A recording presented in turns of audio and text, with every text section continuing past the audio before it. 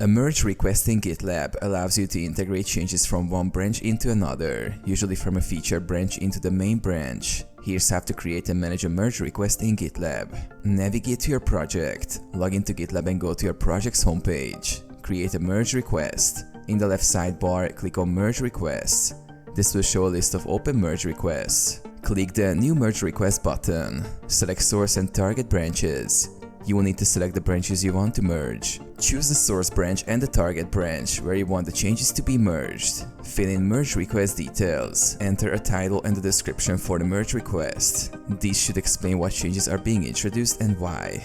Assign the merge request to a reviewer or yourself and set labels or milestones if applicable. Submit the merge request. Click on Submit Merge Request. This will create the merge request and notify the reviewers. Review and merge. Reviewers can now review the changes, add comments, and approve the merge request. Once approved, you or the reviewer can click the merge button to merge the changes into the target branch.